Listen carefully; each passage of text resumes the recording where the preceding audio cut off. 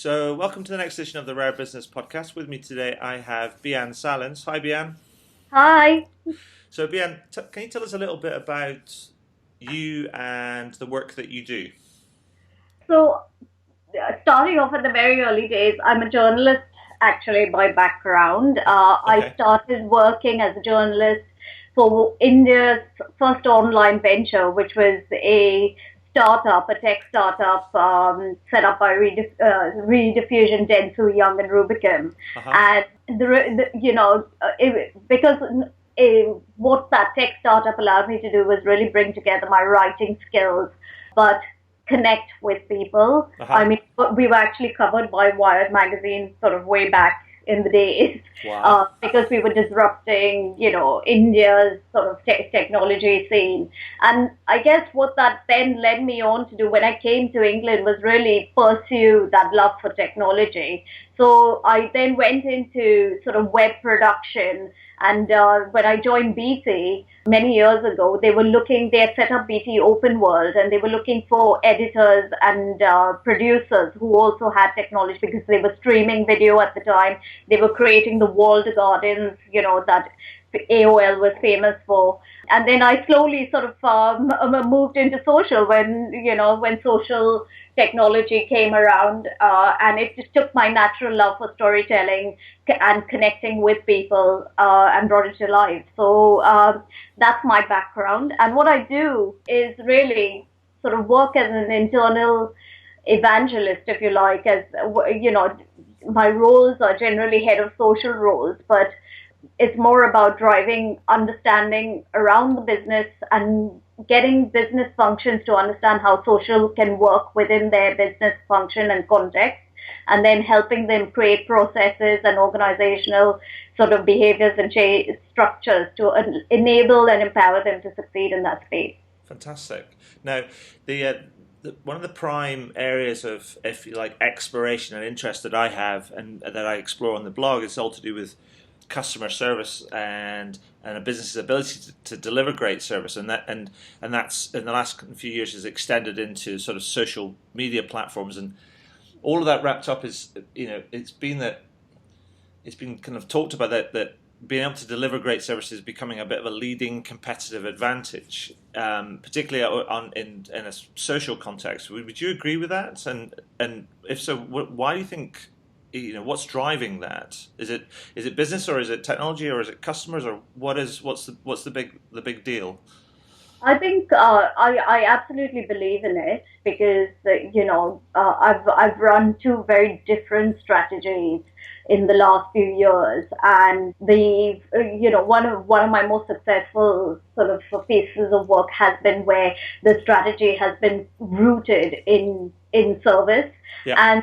And I think the reason that it is become such a popular part of the multi-channel service offering is because for a long time, consumers have just simply wanted to be sold what they thought they were being sold, Yeah. and to get the product to work, and when it doesn't work, to have it fixed easily so they can get on with enjoying what they paid for. Simple And stuff, right? yes, and I think that, because we essentially businesses have not invested in getting the product design or maybe the proposition design sort of correct from the start, it's led to service avalanche. And when you have a lot of queries and a lot of calls coming in, then you start to try to create multi-channels that will implement that. And what social has done is, A, it's created immediacy.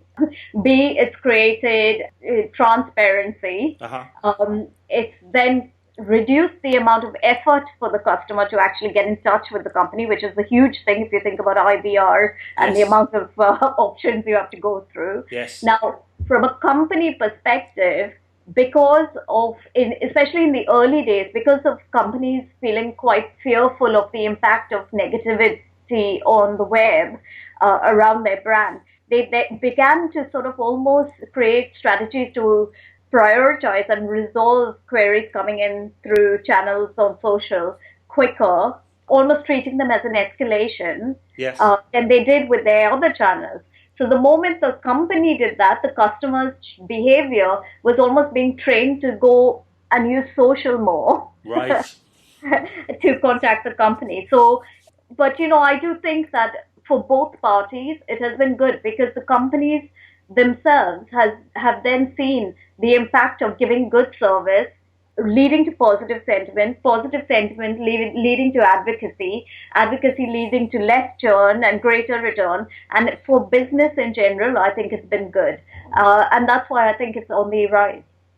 Fantastic. Now, at the heart of that, you talked about your role as being if you like, a social business evangelist.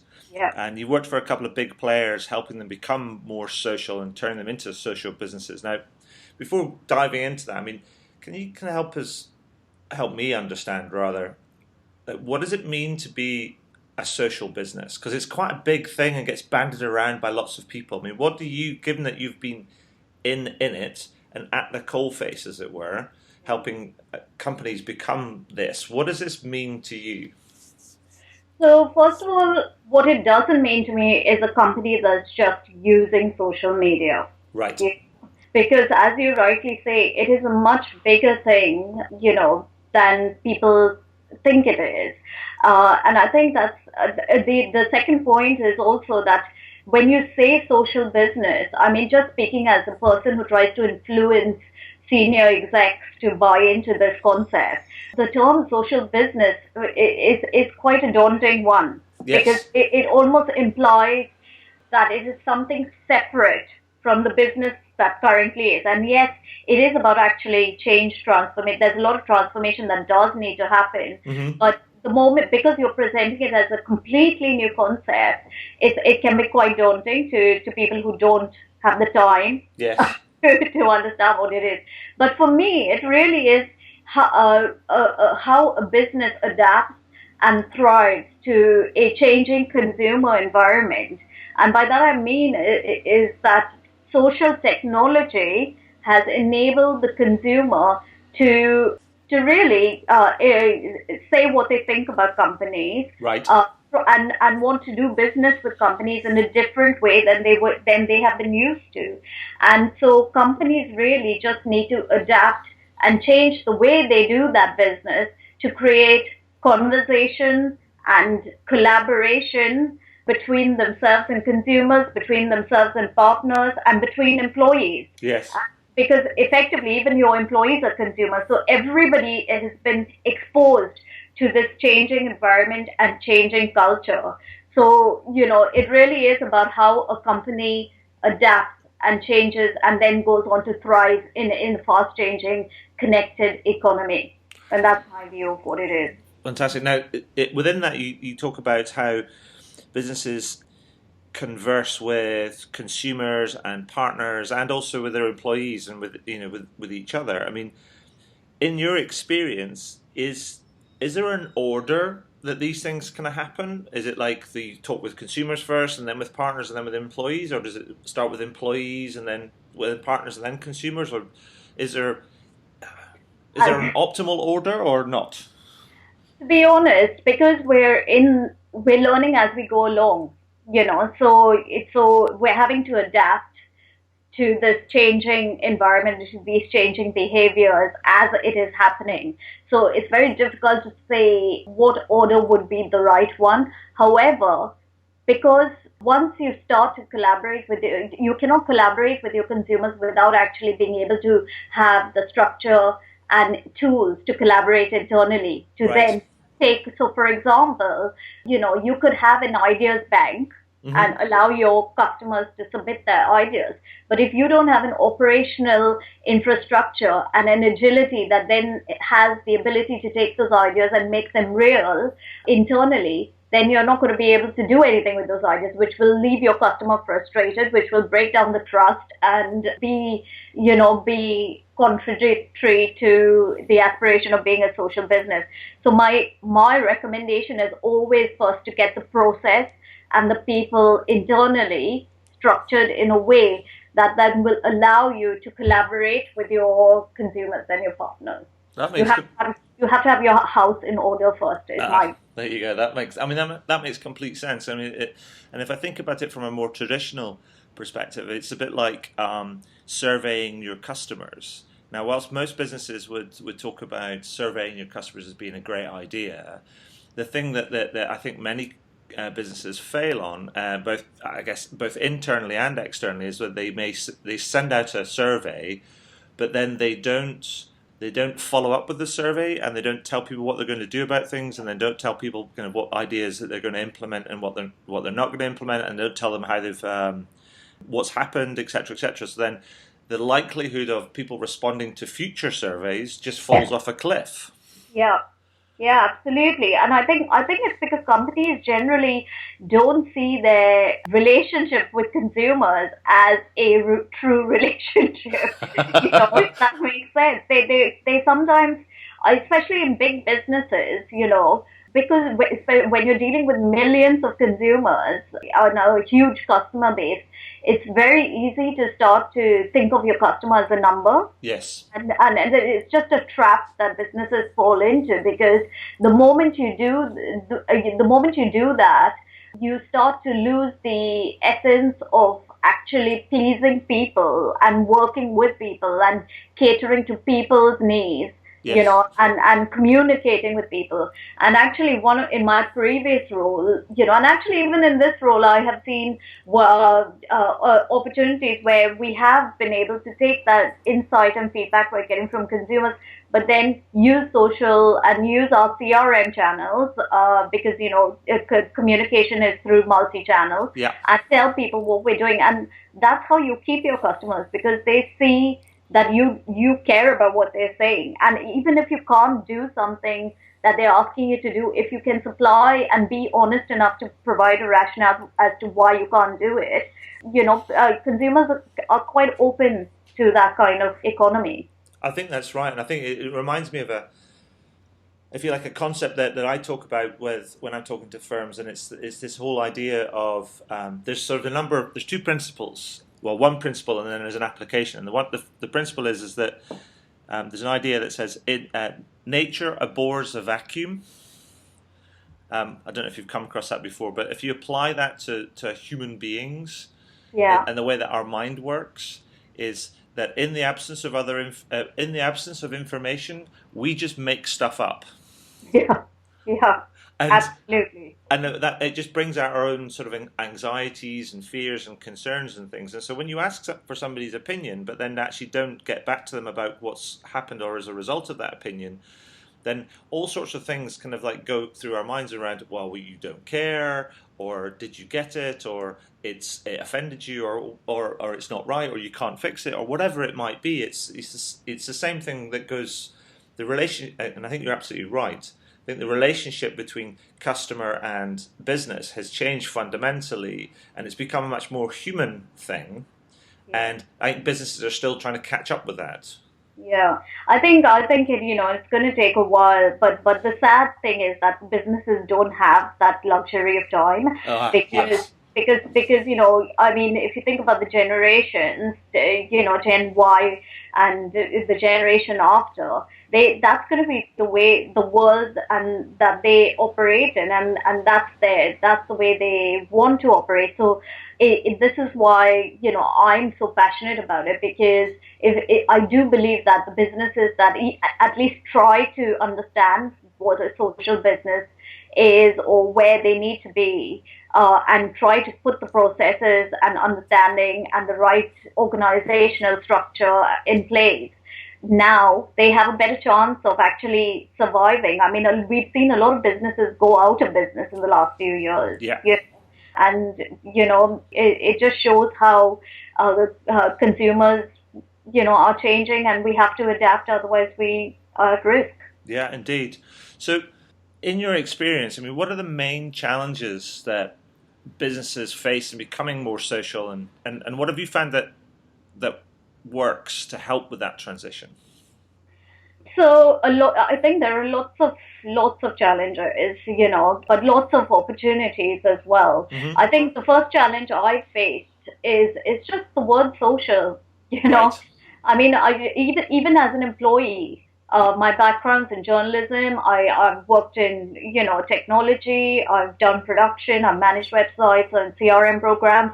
But the moment I adopted the word social into my title and job description, it almost immediately seemed to alienate me from peers and from execs because they couldn't quite find a place for for somebody who had that word in Yes. their vocabulary and in their job description. And I do think that we need to start finding a better way to communicate that this is really just a change in consumer behavior and businesses just need to adapt to consumer behavior, you Yes. know, rather than, us as sometimes single people trying to evangelize the power of social, Yeah. or the power, or just the fact that really technology has changed consumer behavior. So the word social is one of the big challenges. The second thing is really that just people understanding how it fits into their business as usual. Right. The reason why, say, if you take the context of marketing, social is always a dot in the ocean of budgets, for example. Well, Or yes. if you take the context of customer service, finding resource for social is a big challenge. Right.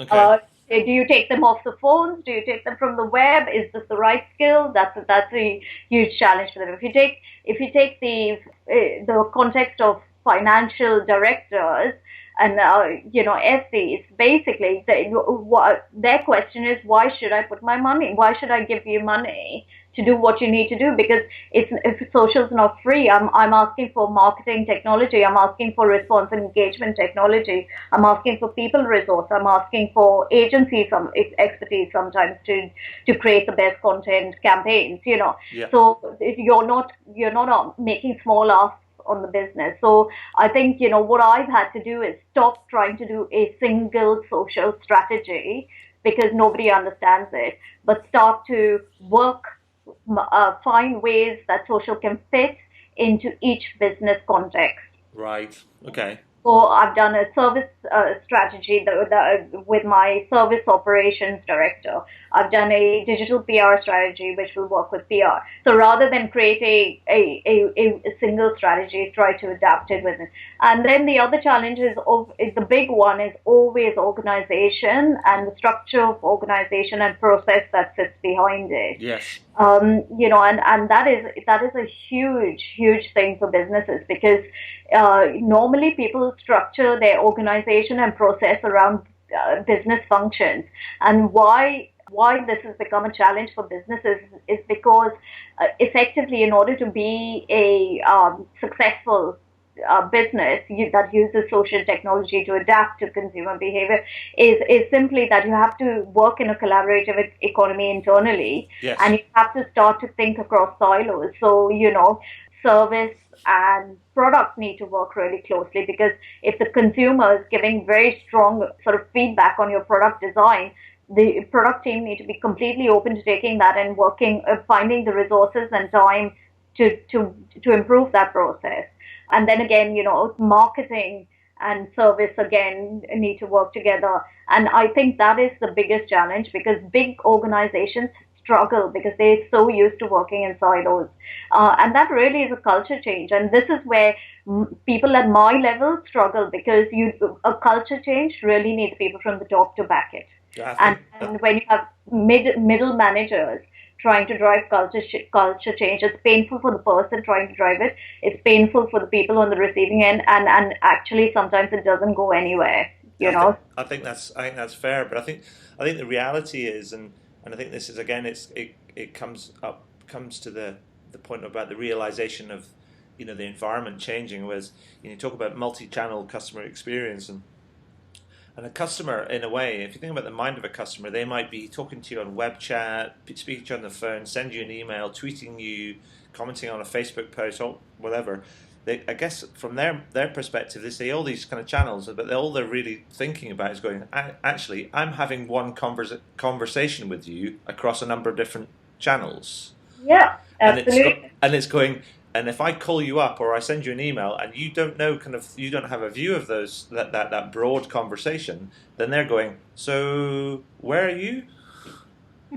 Yeah, I mean, I just think that having that view of the customer, but then also everybody accessing the same view of the customer Yes. is where it becomes interesting. And if you think about it, marketing always operate on marketing insight and create strategies from marketing insight. Yeah. And the customer service operations or customer engagement will look at their customer record and service the customer based on the customer record. But actually, that flow of information needs to happen across all those different silos in order for a company to have a view of its customer and be able to give them the best experience across the piece. And I think companies are slowly trying to find their way there, Yes. but it's not happening quick enough for consumers. I think so, and I think it's also, like you pointed out before, it's about you need to get back. It requires cultural change, like it requires organizational transformation, but that ultimately requires buy-in from the very, very, very top, Yeah. and to say that and commitment, which says we're going to. This is not just a bolt-on. This is a fundamental sort of change in how we are going to operate our business going forward. So maybe actually social business should actually be future business or future business operations. Yes. Yeah. I mean, I do think that, yeah, I mean, it also throws up a question of leadership. Yes. Uh, because the thing is, in order to really make that backing and start to believe in some of these principles, you almost need a different kind of leader that's driven by that's customer connected and driven by the customer. Yes. And to be honest, there are very few of those around. Well, yes. I mean, it's almost like we are. There's a generational sort of. Well, there's a change going on in the customer place, but it's almost it requires a generational sort of change or leadership change in the captains of industry to be able to get this and grapple with it and create organizations that can truly respond to that changing environment. Yeah. It's IQ and EQ. Yes. It's a great point. So, I'm just thinking about the sort of questions. I mean, so they're really big sort of challenges. I mean, if I was to say to you, if there was a listener or a reader of this interview, and they were saying, right, I know I need to, or we are approaching that junction, and we need to think that, and I need to address the question: how can we make our business more social and more responsive to the changing environment? Where would you say? Where's the first place you would say to them, start here? The first place I'd say is really insight. You Okay. know, because the thing is, people can say no to people, but Yes. people can't say no to facts and to Ah. data. Yes. And the best way to influence is to start by creating gathering the data that will back your argument. Yes. And that data could be what your consumers are saying about you, or it could be, evidence that they're going to other customers because it's so transparent. You can see when people are saying they want to churn or they want to, they want to consider another supplier, for Yes. example. Yes. And sometimes it's data on what your competitors are doing that sometimes shifts that needle. So that would be my first place, that I point them to, because you do need to take the evidence in order to start the conversation. Fantastic. Now, Bian, I mean, before we start to sort of wrap up, is there anything else that on this sort of area, this subject, and based on your experience, that you think that you'd like to add? Top tips for our readers and listeners. I think top tips, especially if there are people who are like me, you may not be in a head of social role, but you may be in a marketing function and a service function, then you're seeing the change and you're feeling quite frustrated that your company is not sort of taking note of the change. Yes. I think, the first thing I'd say is that it is actually more difficult to try and drive that change as a head of social. It is better to try and drive change by finding colleagues who may be also feeling that pain or Right. feeling that need to change, and then really creating a groundswell. So especially when you're working in a large corporate, it's important to try and find allies within the business, because when several silos start to hear it from people within their own silos, Yes. you know, the change happens in a very slow way. And one of my strategies has always been you shift that thinking at every level. So you try changing the exact thinking, but then you also create education and understanding in every rank, so that then really they're not just hearing it from you, they're hearing it from their own people, and slowly you start to see the understanding change, and then when the understanding change, the need to invest in it, and once you invest in it, making sure you're very clear about what you're measuring, showing the evidence, and then really seeing that then continue down that path. So that would be one of the big tips I give people. Fantastic. I mean, it sounds like you are actually saying that yes, go out and evangelize and recruit disciples Yes, to help you along your way. yes, absolutely. Fantastic. So, Bian, I always finish these interviews with one final question, and that is there anything that you would like to shamelessly plug? Well, my LinkedIn profile. Brilliant. I'm going to also plug, because if since we talked about customer service Yeah. in particular, I'm going to really plug Martin Hill Wilson and Carolyn Blunt's book, because one, I'm quoted in it, but I do think that the book is delivering effective social customer service. Which I've already interviewed them on that book for Yeah. this series. So please refer back to Adrian's interview, and please go and buy the book, because it's got a lot of thoughts from a lot of us in the industry, and I think it's a great book. Fantastic. Bian, thank you so much for your time and sharing your insight today. That's been brilliant. Thank you for having me.